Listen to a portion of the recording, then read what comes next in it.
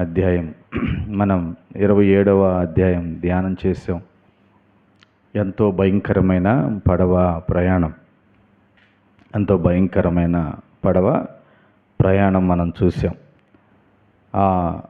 ఆ పడవ ప్రయాణంలో మరి ఓ భయంకరమైన తుఫాను, ఎదురుగాలులు కొట్టుకుంటూ వాళ్ళు ఒక ద్వీపానికి వచ్చారు. ఆ ద్వీపం పేరు మెలితే అనే ద్వీపానికి వచ్చారు. ద్వీపము అంటే ఏంది? ద్వీపము అంటే తెలుసా పిల్లలు మీకు? మధ్యలో ప్రాంతం ఉండి చుట్టూ నీరుండేదాన్ని ద్వీపము అంటారనమాట. అలాంటి ద్వీపంలో కంటే చుట్టూ సముద్రం ఉంది, ఆ మధ్యలో ఒక పట్టణం ఉంది. ఆ మిలితే అనే పట్టణం ఉంది. అక్కడక్కడ కొట్టుకుంటా వాడ బద్దలైపోయింది. అక్కడికి చేరారు. అక్కడికి కూడా ఆ గ్రామానికి, ఆ పట్టణానికి ఎలా చేరారంటే చెక్కల సహాయంతో కొంతమంది ఈదుకుంటూ అక్కడికి చేరారు. మరి అందరూ దేవుని కృపలో మరి అందరూ 276 అక్కడికి చేరుకున్నారు. ఇప్పుడు అక్కడికి చేరుకున్న వెంటనే ఏం జరుగుతుందంటే అది చలికాలం, బాగా చలికాలం. ఈ చలికాలం అయ్యేవరకు అక్కడికి ఈ సముద్రం నుంచి తడిచి వచ్చారు. అది కాక చలిగా ఉంది. ఆ ప్రాంత ప్రజలు వీళ్ళని చూసి అందరినీ ఆదరించారు, చేర్చుకున్నారు, ఆతిథ్యం ఇచ్చారు. ఆ ప్రాంతంలో ఉన్నవారు వారిని మరి ఏ విధంగా ఆతిథ్యం ఇచ్చారో చూడండి. ఇంతలో పౌలు కొన్ని పుల్లలు ఏరుతున్నాడు. కొంతమంది అందరూ కూర్చుని నిప్పు రాంచబెట్టుకున్నారు, మంట వేసుకున్నారు. ఎందుకు? ఈ బట్టలు తడిచిపోయి ఉండి, అది కాక చలికాలం, చలి కాచుకుంటున్నారు. వాళ్ళని వెచ్చగా ఆ వెచ్చటి మంట ఎదుర కూర్చున్నారు. సో వీళ్ళందరూ మంటగా వేసుకున్నారు కదా, నేను కూడా కొంత పని చేయాలి అని పౌలు గారికి ఫస్ట్ నుంచి పని చేయటం, పరిచర్యలో భాగస్థుడిగా ఉండటం అలవాటుగా ఉంది. ఆయన కూడా కొన్ని పుల్లలు ఏరి మోపు గట్టి ఆ మోపు తీసుకొచ్చి మంటలో వేశాడు. మరి ఇక్కడ ఈ చలి కారణంగా పాములు కొన్ని ఆ చలికి ముడుచుకుపోయి ఉంటాయి కదా. ఈ పుల్లలు ఏరే క్రమంలో ఆ పుల్లల మోపులో కూడా ఒక పాము ఉండిపోయింది. ఎప్పుడైతే ఈయన మోపు తీసుకొచ్చి ఆ మంటలో వేశాడో, ఆ కాకకి, ఆ వేడికి ఆ పాము ఏం చేసిందంటే ఆయన చేతిని పట్టుకుంది. ఆయన చేతిని పట్టుకుని పీకేసింది, కరిచి వేసింది. ఆయన ఏం చేశాడంటే దాన్ని మంటలో ఇదిలించి వేశాడు. ఏదో ఒక చిన్న పురుగులాగా పౌలు గారు దాన్ని పట్టించుకోవాలి. కొందరు చుట్టూ ఉన్న గ్రామస్తులు, లేదు ఈయనతో పాటు ఆ పడవ ప్రయాణంలో ఉన్నవారు ఏమంటున్నారంటే, ఈ పడవలో తప్పించుకున్నాడు కానీ న్యాయం ఆయన్ని శిక్ష విధించింది. ఎంత భయంకరమైన వాడో, ఎంత దొంగో, ఎంత అన్యాయస్తుడో. పడవ ప్రయాణంలో తప్పించుకోగలిగాడు, కానీ దేవుడు ఆయనకి తీర్పు తీర్చాడు అని అన్నారు. వింటున్నారా? అంటే వీళ్ళే తీర్పు, జడ్జిమెంట్ ఇస్తున్నారు. దేవుడు ఆయనకి తీర్పు తీర్చాడు. కాసేపట్లో ఆ చెయ్యి వాసిద్ది, కాసేపట్లో అతని నోటి నుంచి నురుగు వస్తుంది, ఆయన చచ్చిపోతాడని అలాగని తీక్షణంగా ఆయన ముఖంకి వెళ్ళి చూస్తున్నారు. పౌలు గారు ఏం పట్టించుకోలే. ఎందుకంటే బైబిల్లో ఓ చక్కటి మాట ఉంది. ప్రభువైన యేసుక్రీస్తు వారు చెప్పాడు కదా, నా యందు విశ్వాసం ఉంచిన వారు గొప్ప కార్యాలు చేస్తారు. ఎంత గొప్ప కార్యాలు చేస్తారంటే ఇక్కడ బైబిల్లో ఉందో చూద్దాం ఒకసారి. వాళ్ళు ఎంత గొప్ప కార్యాలు చేస్తారు అనేది బైబిల్లోనే ఉంది. మనం చూడండి, 2 కొరింథీయుల పత్రిక 10వ అధ్యాయం 11వ వచనం. 2 కొరింథీయుల పత్రిక 10వ అధ్యాయం 11వ వచనం. 2 కొరింథీయుల పత్రిక 10వ అధ్యాయం 11వ వచనం. చూడండి, 2 కొరింథీయుల పత్రిక 10వ అధ్యాయం 11వ వచనం. నమ్మిన వారు ఈ సూచిక క్రియలను కనబడును. ఎలయనగా నా నామమున దెయ్యములను వెళ్ళగొట్టుదురు, క్రొత్త భాషలు మాట్లాడుదురు, పాములను ఎత్తి పట్టుకుందరు, మరణకరమైనదేది త్రాగినను అది వారికి హాని చెయ్యదు, రోగుల మీద చేతులుంచినప్పుడు వారు స్వస్థత నొందుదురని వారితో చెప్పాను. ప్రభువైన యేసుక్రీస్తు వారు చెప్పిన మాట. పాములను ఎత్తి పట్టుకుంటారంటే విషయం వారి జీవితాన్ని ఏం చేయదు అని బైబిల్ చెబుతూ ఉంది. ప్రభువైన యేసుక్రీస్తు వారు దేవుని వాక్యం ద్వారా చెప్పాడు. మరి ఇక్కడ పాము కరిచింది, ఎదిలించుకున్నాడు, కానీ అపాయం ఏం జరగలా. ఇంతలో ఎవరైతే ఇతను దేవుడు శిక్షించాడు, సముద్ర ప్రయాణంలో తప్పించుకున్నా కానీ బయటకు వచ్చిన తర్వాత ఆయనకి శిక్ష పడింది అని అన్నారు, కొంత సమయం తర్వాత వాళ్ళే అంటున్నారు ఇతను నిజంగా దేవత అని అంటున్నారు. ఇతను నిజంగా దేవత అంటున్నాడు. ఎందుకంటే ఏం కాల, ఏం అమల. నిజం ప్రియదేవుని బిడ్డారా, మన జీవితం దేవునికి దగ్గరగా, దేవుని వాక్యానుసారంగా ఉన్నప్పుడు మరణకరమైనవి ఏది మన జీవితంలో సంభవించినప్పటికీ ఏమీ జరగకుండా దేవుడు కాపాడగలడు. దేవునికి మహిమ కలుగును గాక. ఏ విషయం మనల్ని ఏం చేయదు, ఏ హాని మనల్ని ఏం చేయదు. ఒకవేళ మనకు అపాయం వచ్చినప్పుడు తగిన శాస్తి కలిగింది అని కొందరు మనల్ని చూసి అనొచ్చు. కానీ దేవుడు నమ్మదగిన దేవుడు గనక ఆయన బిడ్డలను ఆయనే కాపాడగలడు.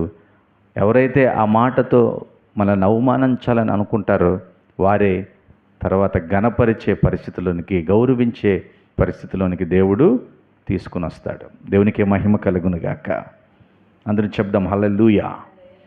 ఆ రీతిగా పౌలు గారు ఘనపరచబడ్డాడు.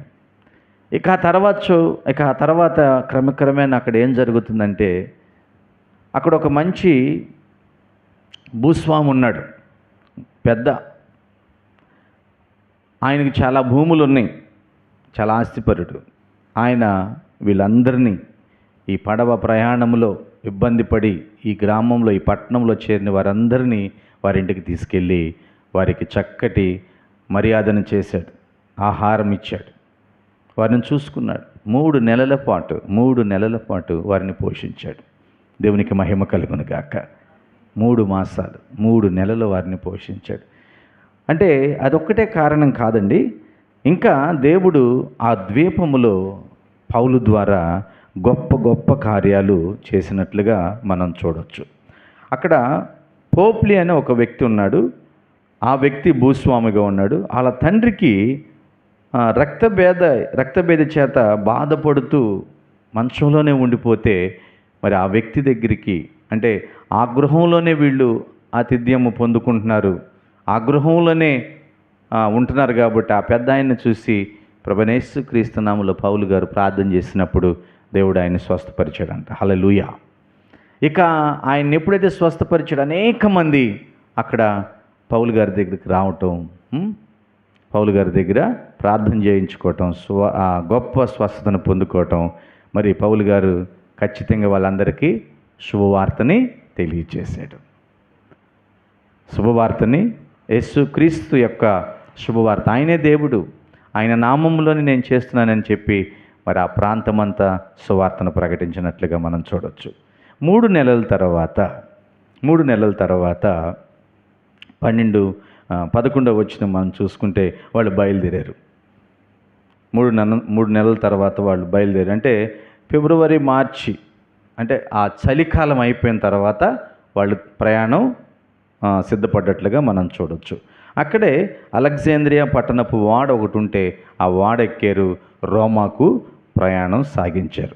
12 నుంచి 16 వచనాలు మనం గమనిస్తే ఆ వాడ ఎక్కిన తర్వాత సురకూసైకి వచ్చి 3 రోజులు, సురకూసై అనే ఒక ప్రాంతానికి వచ్చి అక్కడ 3 రోజులు గడిపారు. అక్కడి నుంచి బయలుదేరుతున్నప్పుడు కొద్దిగా గాలి వారిని ఇబ్బంది పెట్టినప్పుడు ఆ చుట్టూ తిరిగి రేగియుకు వచ్చి 1 రోజు ఉండి అక్కడి నుంచి పొతియోలికి వచ్చారు. పొతియోలికి వచ్చిన తర్వాత అక్కడ కొంతమంది సహోదరులు ఉన్నారు. సువార్త విన్న సహోదరులు వారేం చేశారంటే ఒక 7 రోజులు మా దగ్గరుండు అని పౌలు గారిని బ్రతిమలాడినట్లుగా మనం చూడొచ్చు ఇక్కడ. ఒక 7 రోజులు పౌలు గారు వారితో ఉండి దేవుని వాక్యాన్ని మనం ధ్యానించి ఉండొచ్చు బహుశా. ఆ తర్వాత రోమాకు వెళ్ళారు. ఇక్కడ రోమాకు వచ్చేటప్పుడు రోమా ఇంకా దగ్గరికి వస్తూ ఉన్నప్పుడు చూడండి, ఒక 30 మైళ్ళు ఎదురు కొంతమంది సహోదరులు వచ్చి పౌలు గారిని ఎదుర్కొన్నారంట. దేవునికి మహిమ కలుగును గాక. పౌలు గారు వస్తున్నాడని ఆయన్ని ఎదుర్కోవడానికి వెళ్ళారు. మనం కూడా ఎవరైనా అతిథులు వస్తే ఇంట్లో నుంచి బయటికి వెళ్ళి రండి, ఇంట్లోకి రండి, కూర్చోండి అని అంటాం కదా. ఆ విధంగా 30 మైళ్ళు పౌలు గారికి ఎదురు వెళ్ళి, ఎంత గొప్ప కార్యం అండి ఇది, ఎంత గొప్ప కార్యం. 30 మైళ్ళు ఇక్కడ ఉంది. ఎదుర్కొనుటకు అప్పియా సంతపేట వరకు వచ్చారంట వాళ్ళు. రోమా నుండి 33 మైళ్ళు ఇంచుమించుగా ఉంటుంది. వాళ్ళని చూసినప్పుడు పౌలు గారు చాలా సంతోషించాడంట. పౌలు గారు దేవుని స్తుతించినట్లుగా మనం చూస్తున్నాం. దేవునికి మహిమ కలుగును గాక. పౌలు గారు వాళ్ళని చూసిన ఈ దేవునికి కృతజ్ఞతాస్తుతులు చెల్లించి ధైర్యం పొందుకున్నాడు. మనం కూడా ఇంకా సమయం దగ్గరకు వచ్చేసింది. ఒకరోజు ప్రభువైన యేసుక్రీస్తు రాబోతున్నాడు. యేసుక్రీస్తు వచ్చినప్పుడు మేఘాలలోకి మనం ఆయన ఎదుర్కోవడానికి వెళ్ళబోతున్నాం. హల్లెలూయా. అలాగుంది ఈ సన్నివేశం. పౌలు గారిని ఎదుర్కోవడానికి కొంతమంది సహోదరులు వెళ్ళిన సన్నివేశం. ఆ తరువాత 17వ వచనం మనం చూస్తే 17వ వచనంలో కొంతమందిని పిలిపించాడు. అక్కడున్న యూదులందరినీ పిలిపించాడు. ముఖ్యుల్ని పిలిపించి వారితో సంభాషణ చేస్తున్నాడు. వాళ్ళతో ఏమని సంభాషణ చేస్తున్నాడంటే మనం అక్కడ 17వ వచనం మనం చదవచ్చు. 3 దినములైన తర్వాత అతడు యూదులలో ముఖ్యులైన వారిని తన యొద్దకు పిలిపించెను. వారు కూడి వచ్చినప్పుడు, సహోదరులారా, నేను మన ప్రజలకైనను పితరుల ఆచారముకైనను ప్రతికూలమైనదేదియు చేయకపోయినను యెరూషలేము నుండి రోమీయుల చేతికి నేను ఖైదీగా అప్పగింపబడితిని. నేనే తప్పు చేయలే. మన ఆచారాల విషయంలో నేనే తప్పు చేయలే. యూదుల సాంప్రదాయాల ఆచారాల విషయంలో నేనే తప్పు చేయకపోయినా నేను ఈరోజు ఖైదీగా రోమీయుల చేతిలో అప్పగించబడ్డాను. మరి వాళ్ళకి తెలుసు నేనేమి 18వ వచనం తెలుసు. 18వ వచనాన్ని మనం చూస్తే నేను ఏ నేరము చేయలేదని వాళ్ళందరికీ తెలుసు. వాళ్ళని విడుదల కూడా చేయాలనుకున్నారు. కొన్ని వచనాలు మనం చూస్తే మనకు అర్థమవుతుంది. 23వ అధ్యాయం 29వ వచనం కానీ, 25వ అధ్యాయం 25వ వచనంలో కానీ, 26వ అధ్యాయం 31 నుంచి 32 చూస్తే అక్కడ న్యాయం ఎవరైతే విచారించారో వాళ్ళందరూ ఏమన్నారంటే, ఈ పౌలు ఏ నేరము చేయలేదు, ఈయన కానీ చక్రవర్తి దగ్గరికి వెళతాను అని అనకపోతే మనం విడుదల చేయొచ్చు అని అన్నారు. కానీ నేను చక్రవర్తికి చెప్పుకోవాలి అనే ఉద్దేశంతో, ఇదిగో మీతో కూడా నేను మాట్లాడాలి, ప్రాముఖ్యంగా మీ అందరితో నేను మాట్లాడాలి. కొన్ని విషయాల్లో నన్ను మీరు అపార్థం చేసుకోకూడదు. నేను ఇక్కడ ఇలాగ బంధింపబడి ఉంది దేనికి అనేది మీకు తెలియాలి. మీరు దేని గురించి అయితే ఎదురు చూస్తున్నారో ఆ ఎదురు చూస్తున్న మెస్సయ్య ప్రభువైన యేసుక్రీస్తే అనే విషయాన్ని మీకు నేను తెలియచేయడానికి ఇక్కడికి వచ్చాను. దేవునికి మహిమ కలుగునుగాక. యూదుల యొక్క సాంప్రదాయం, విశ్రాంతి దినాన నేను సమాజ మందిరాల్లో బోధించింది ఇదే. ఈ విషయంలో నన్ను పట్టుకున్నారు, ఈ విషయంలో నన్ను బంధించారు.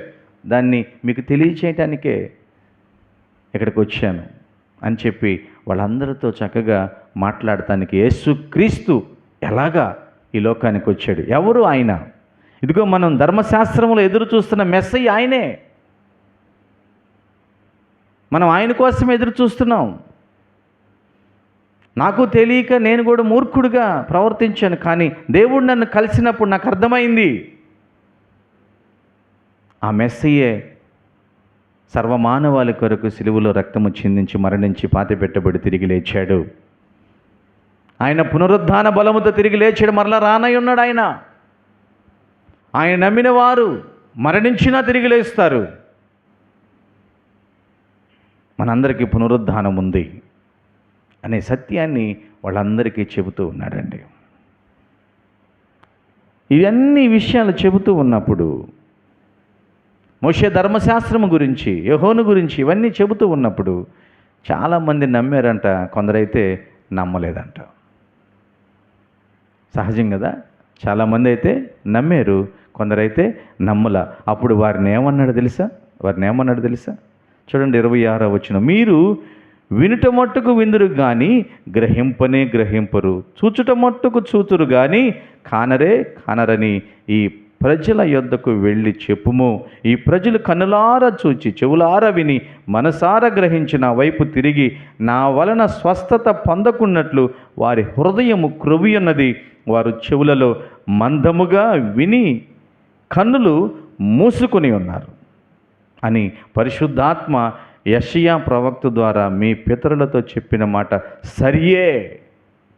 ఇంత విషయాలు చెప్పిన తర్వాత వాళ్ళలో కొంతమంది పట్టినట్టుగా ఉంటే వాళ్ళతో అన్నాడు, యెషయా గ్రంథం 6వ అధ్యాయం 9, 10 వచనాల్లో చెప్పబడిన మాటని ఎత్తి చెప్పాడు. నిజం, యేసుక్రీస్తు వారు కూడా ఇదే మాట చెప్పాడు. మీ హృదయం కొవ్వి ఉంది, మీ చెవులు మూసుకుపోయండి, మీ కన్నులు మూసుకుపోయండి, మీరు నిజాన్ని గ్రహించలేకపోతున్నారు.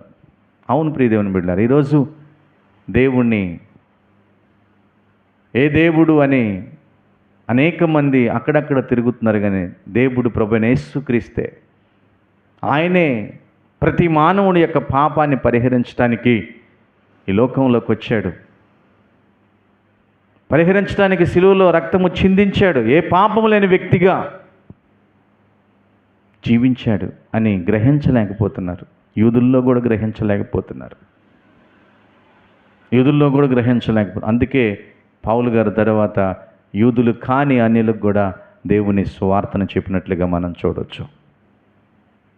ప్రియ దేవుని బిడ్డలారా, ఆయన ప్రయాణం అంత చక్కగా దేవుని యొక్క కాపుదల్లో, దేవుని యొక్క నడిపింపులో, ఇరుకులు ఇబ్బందులు వచ్చినప్పటికీ ఆయన మీద ఆధారపడుతూ ఉన్నప్పుడు, ఆయన చెప్పిన వాగ్దానాన్ని బట్టి నువ్వు రోమాకు వెళతావు, చక్రవర్తి ముందు నిలబడాలి, సువార్తను చెప్పాలి, నీ సాక్షిగా నిలబడాలన్నప్పుడు ఆ మాటను నెరవేర్చడానికి రోమాకు వెళ్ళినట్లుగా మనం చూడవచ్చు. ప్రియదేవుని బిడ్డ, రోమాకు వెళ్ళిన తర్వాత ఒక ప్రత్యేకమైన కావలిలో ఒక ఇంట్లో ఆయన్ని ఉంచారు. దేవుని వాక్యం సెలవిస్తుంది ఆ రీతిగా. చూడండి 30వ వచనం, పౌలు 2 సంవత్సరాలు పూర్తిగా తన అద్దె ఇంట కాపురం ఉండి తన యొద్దకు వచ్చి వారందరినీ సన్మానించి ఏ ఆటంకము లేక పూర్ణ ధైర్యముతో దేవుని రాజ్యమును గురించి ప్రకటించుచు ప్రభువైన యేసు క్రీస్తును గుర్చిన సంగతులు బోధించుచూ ఉన్నాడు. ఆయన ఒక ప్రత్యేకమైన కాపులలో పెట్టారు.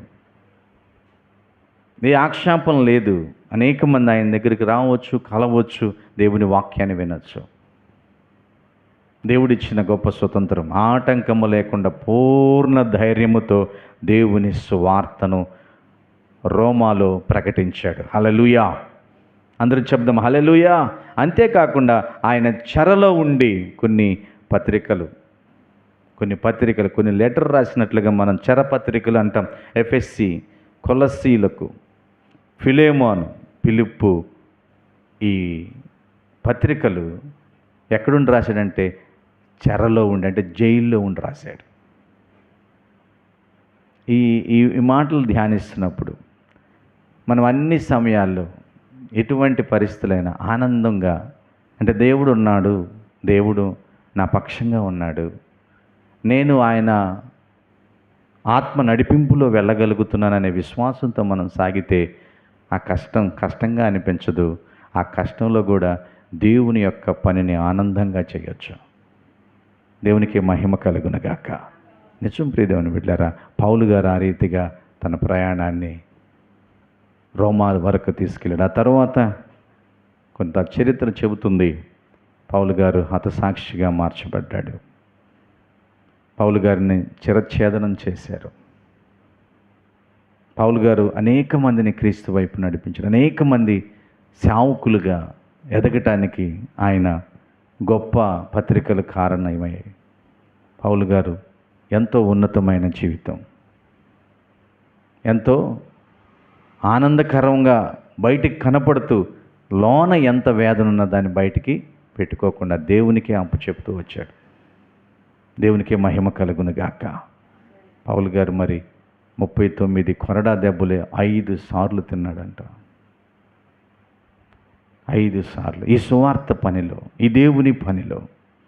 కొన్ని చోట్ల ఆయన్ని ఆ సువార్త చేస్తున్నందుకు రాళ్లతో కొట్టి చచ్చిపోయాడని చెప్పి ఒక కుక్కని ఈడ్చుకుని వెళ్ళినట్టుగా ఊరు బయటికి ఈడ్చుకుని వెళ్ళి బయట పడేశారు.